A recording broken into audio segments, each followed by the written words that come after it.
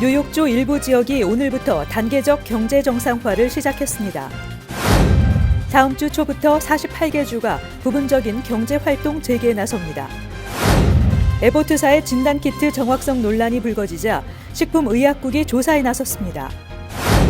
뉴저지주 하원이 코로나19 사태로 경제적 피해를 입은 중저소득층 주민들의 주택 렌트비를 지원하는 법안을 통과시켰습니다.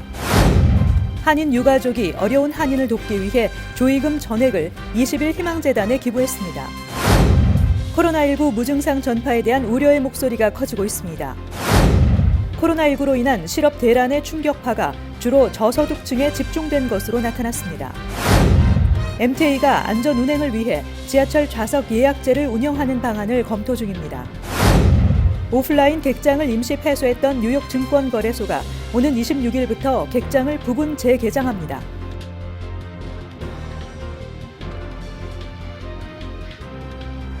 학자금, 결혼자금, 노후자금 준비. 뉴 밀레니엄 뱅크가 알뜰한 적금 상품을 준비했습니다. 3년 만기 적금 연이율 무려 2.65%, 무려 2.65%. 뉴 밀레니엄 뱅크와 함께 미래를 준비하세요. FDIC member and equal housing lender.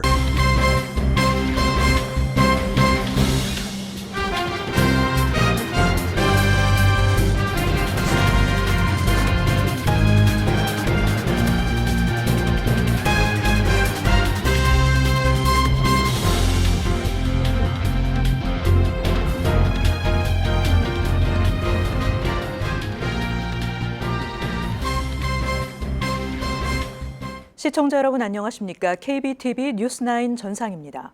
첫 번째 소식입니다. 오늘부터 코로나19 피해가 가장 심각했던 뉴욕주가 일부 지역을 대상으로 단계적 경제 정상화를 시작했습니다. 이상경 기자가 전해드립니다. 뉴욕주는 지난 3월 22일부터 주 전체 지역을 대상으로 주민들에게 외출 금지를 권고하고 비필수 사업장의 100% 재택 근무 명령을 내린 바 있습니다. 이후 약 2달 만에 처음으로 오늘 경제 재개를 시작한 지역은 뉴욕주 북부 핑거레이크스, 모어크밸리, 서던티어, 노스컨트리, 센트럴 뉴욕 등 5개 지역입니다. 이들 주는 앤드류 코머 뉴욕 주지사가 강조해온 정상화 7대 조건인 2주간 입원율 하락, 2주간 병원에서의 사망자 감소, 10만 명당 하루 입원율 2명 미만 등을 충족해 단계적 경제 정상화가 가능했습니다. 앤드류 코머 주지사는 이번 5개 지역 경제 재개에 대해 코로나19로 일어난 모든 문제가 사라졌다는 의미는 아니라며 지방정부와 사업체 그리고 개인이 가이드라인을 준수해야 한다고 강조했습니다. I want you to have the same caution flag that I live with. The facts on this virus have changed, and I believe they will continue to change. So take this all with a grain of salt, and my basic point is do not underestimate this virus. It has beaten us at every turn, and it has surprised us at every turn. Don't take it lightly. Don't underestimate it. 뉴욕시 자택 대피령은 3월 22일 시작 이후 5월 15일까지로 1차 연장했지만 6월 13일로 2차 연장됐습니다. 나머지 지역인 뉴욕시, 롱아일랜드, 미드 허드슨, 캐피털 디스트릭트, 웨스턴 뉴욕 등은 정상화를 위한 7대 조건을 충족하지 못해 이번 경제 재개에서는 제외됐습니다. KBTV 뉴스 이상경입니다.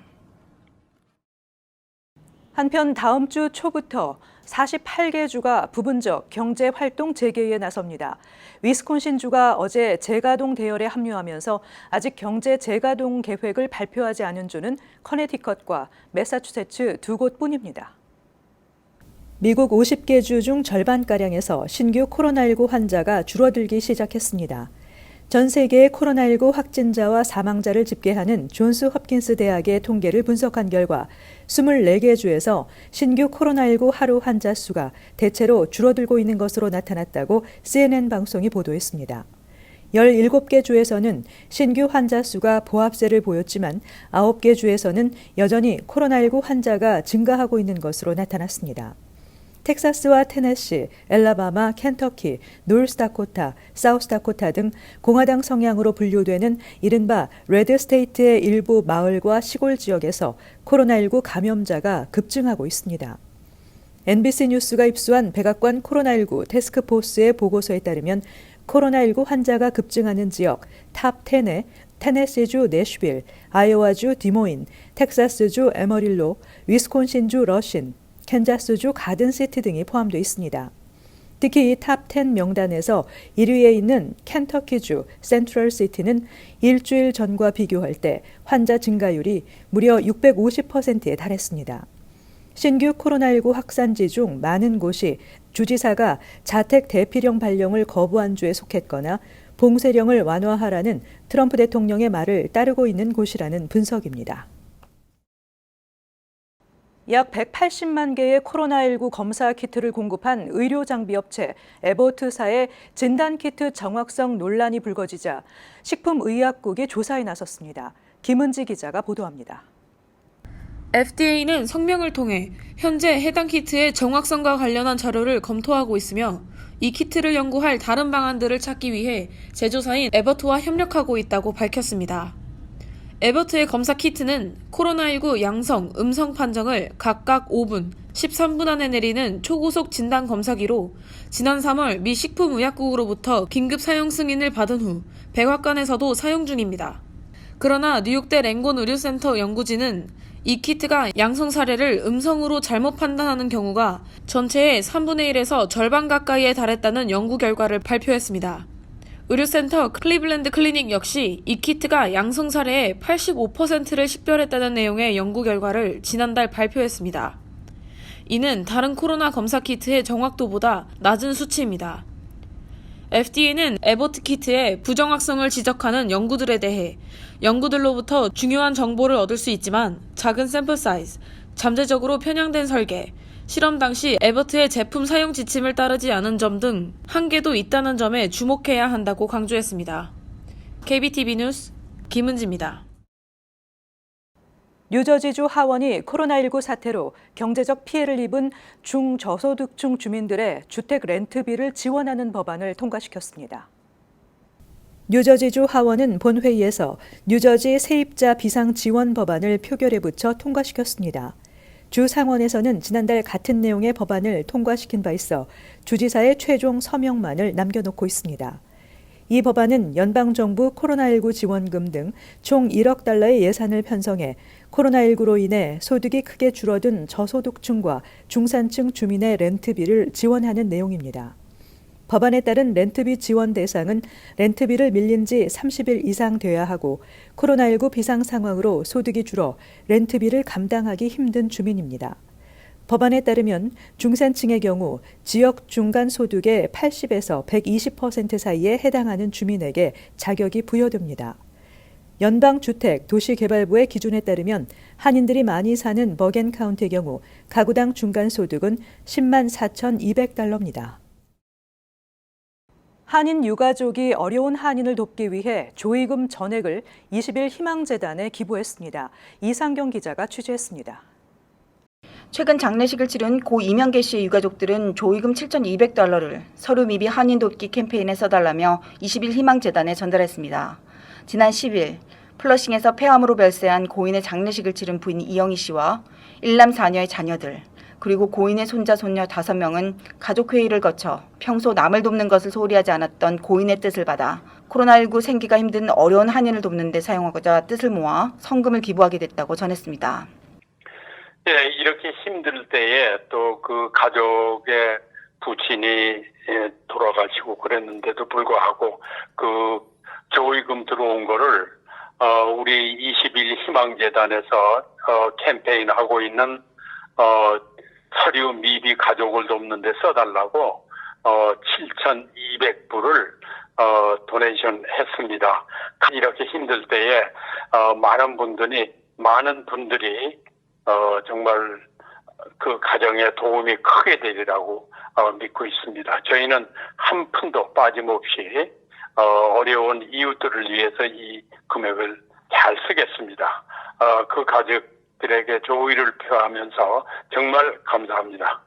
고인의 손자 손녀 3명과 유가족 대표 포함 총 4명은 변종덕 21 희망재단 이사장에게 직접 조의금을 전달했습니다. 가족 중 유가족 대표인 장손녀 스테파니 박 씨는 브라운대와 포담 법대를 졸업하고 현재 브루클린 검찰청 검사로 재직 중입니다. 21 희망재단은 변종덕 이사 시드머니 10만 불과 이사진 기부 10,000불로 총 캠페인을 시작해 현재 뉴욕 한인회와 함께 범동포 모금운동을 전개하고 있으며 현재 모금액은 21만 5천 불이고 신청자 총 550명 중 서류미비 350가정에 기금을 지원했습니다. KBTV 뉴스 이상경입니다. 코로나19에 감염되고도 증상이 나타나지 않는 무증상 환자들이 늘고 있습니다. 이런 무증상 환자들이 주변 다른 사람에게 감염시키는 소리 없는 감염, 무증상 전파에 대한 우려의 목소리가 커지고 있습니다. 이상경 기자가 전해드립니다.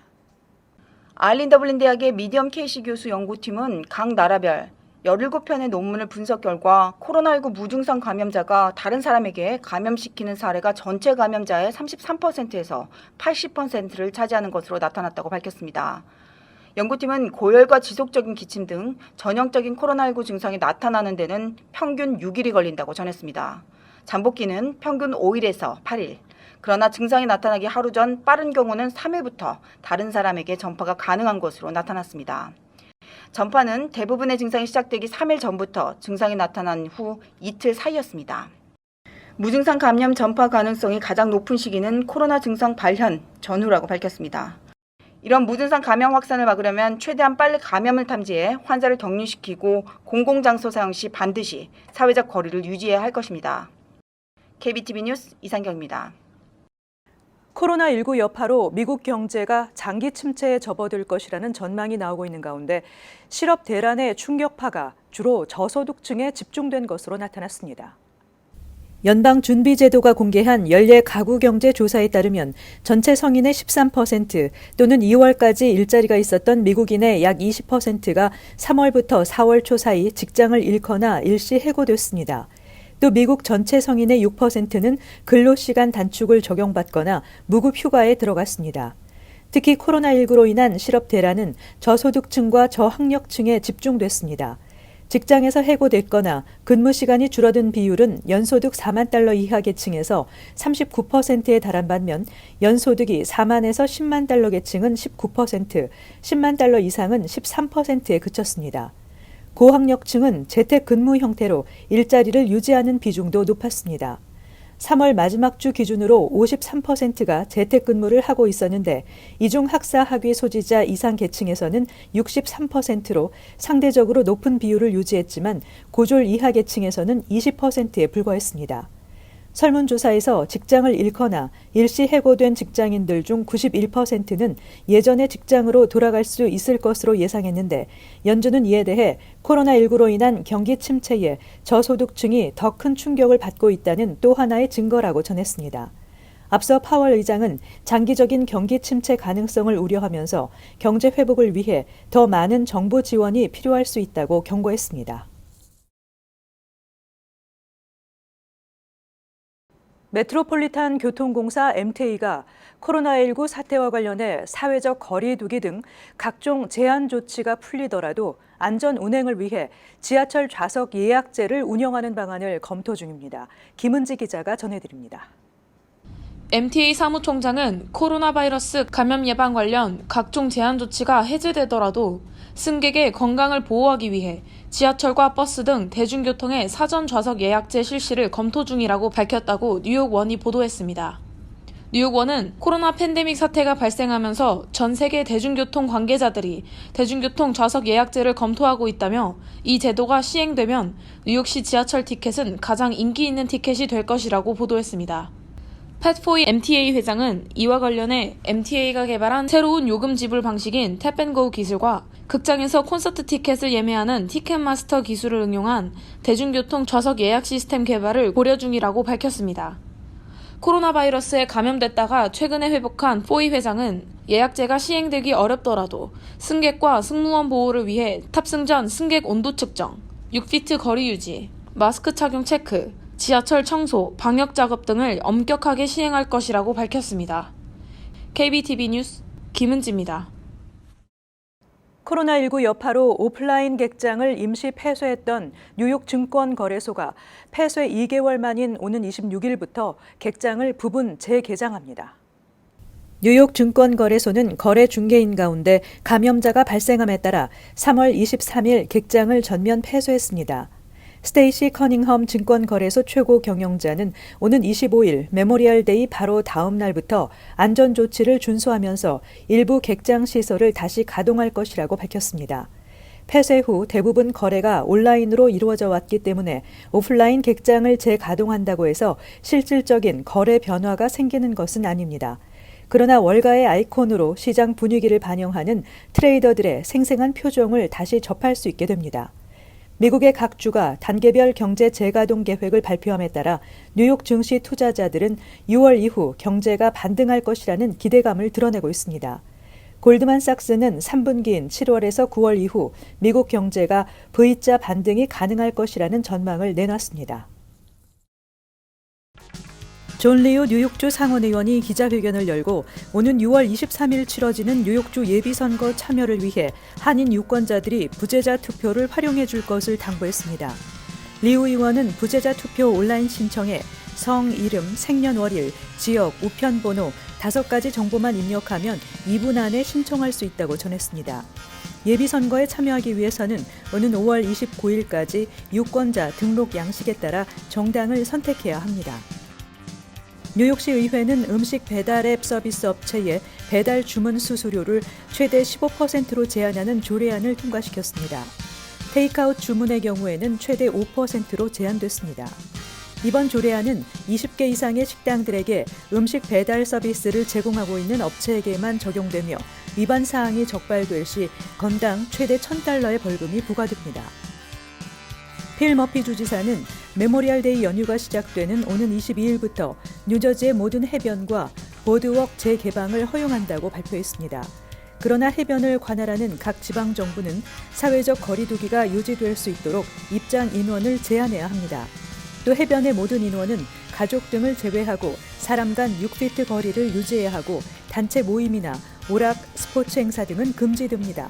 해변의 화장실과 샤워 시설 등도 철저히 소독돼야 합니다. 뉴욕 한인회에 따르면 올해 84세인 박순자 할머니와 동생 김송자 할머니는 코로나19로 어려움에 처한 이웃들을 돕고 싶다는 내용의 손편지와 함께 $400의 체크를 뉴욕 한인회에 전달했습니다. 박순자 할머니는 편지에서 이 혼돈의 시기에 이 또한 지나가리라 하지만 어려운 이웃들을 생각하면 너무 부족한 것이기에 죄송한 마음뿐이라며 우리 조금만 더 참고 이깁시다라고 밝혔습니다.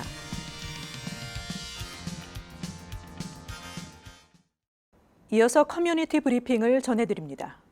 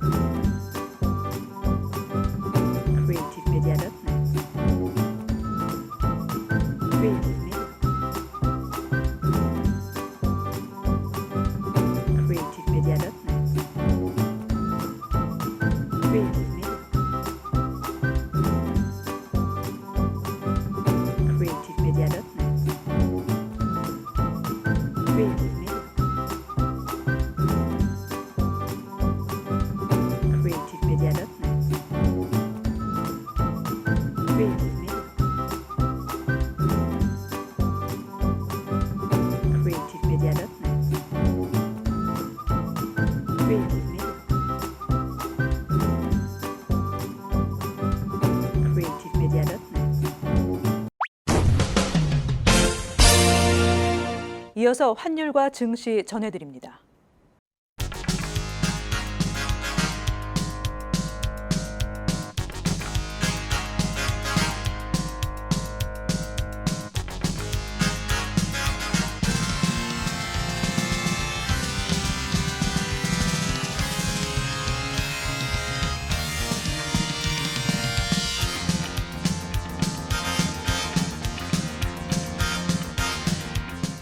뉴욕과 뉴저지 날씨 전해드립니다.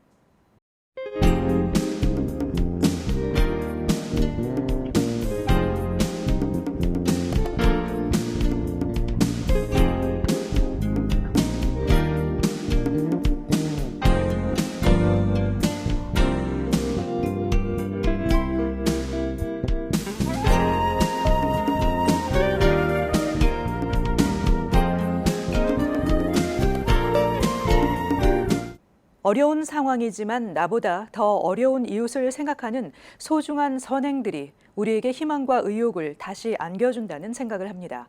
오늘도 KBTV 뉴스9을 시청해주신 여러분 고맙습니다. 편안한 밤 보내시기 바랍니다. 학자금, 결혼자금, 노후자금 준비. 뉴 밀레니엄 뱅크가 알뜰한 적금 상품을 준비했습니다.